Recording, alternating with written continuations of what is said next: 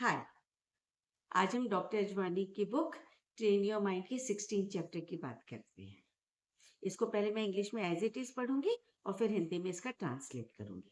तो चैप्टर का नाम है don't do the things to others which you don't like for yourself. वो बोलते हैं, since childhood we are listening and reading too about some precautions and disciplines pertaining to our behavior. One such moral teaching related to the theme of my today's post always attracted my mind deeply, and I try my level best to adopt it in my daily routine. By doing so, I am able to keep guilty feelings away from me and thus so many undesirable consequences, especially overthinking. In my clinic, I have seen so many clients suffering from OCD symptoms, negative overthinking, and depression due to some or other types of guilt. I have very specifically insist that we are humans and to err is one of our essential qualities. Hence, no need to feel guilty about errors which we make in pursuit of excellence. I am coming back to the theme of my today's post. In other words, it can be said that it is very easy to say busy to someone on his or her request for a favor. But it is very painful to listen busy when we need someone. The basic principle of the nature is clear. That is, we get what we read. Hence, learning from this, we shall make our level best not to do the things which we don't like for ourselves.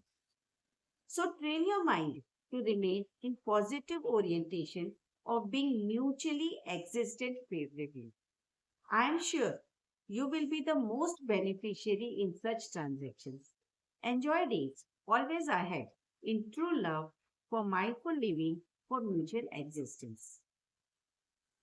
चलिए अब हम इसको हिंदी में करते हैं। दूसरों के साथ वो मत करो जो तुम खुद अपने लिए पसंद नहीं करते।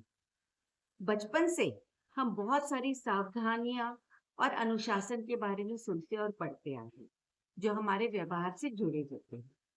आज की इस बात से जुड़ी एक नैतिक सीख मुझे हमेशा गहराई से छूती रही है और डॉक्टर अजवानी बोलते हैं, मैं कोशिश करता हूँ कि इसे रोजमर्रा की जिंदगी में अपनाऊं। ऐसा करने से मैं खुद को बेकार के अपराध बोध या गिल्ट से बचा पाता हूँ और उसके कारण होने वाले कई नुकसान, खासकर ज्यादा सोचने, ओवर थिंकिंग से भी दूर रहता है।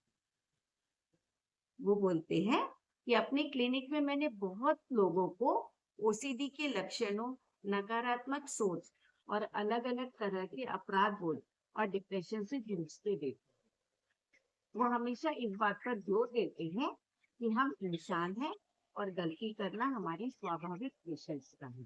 इसलिए परफेक्शन के चक्कर में अपनी गलतियों के लिए खुद को दोषी महसूस करने की जरूरत नहीं है।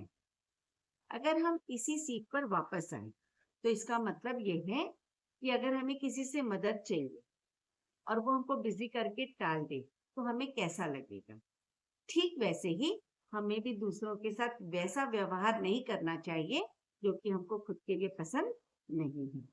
प्रकृति का एक सरल नियम है, जैसा हम बोते हैं वैसा ही काटते हैं।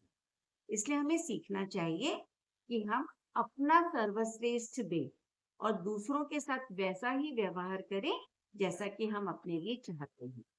इसलिए अपने मन को ट्रेन करें कि सकारात्मक सोच में रहे, जहां आपसी रिश्ते सहयोग और सम्मान से भरे हों। ऐसा करने से सबसे ज्यादा फायदा आपको ही होगा और हर दिन को सच्चे प्यार और जागरूकता के साथ जिए ताकि हम सब मिलकर एक बेहतर और संतुलित जीवन जी सकें। मिलते रहेंगे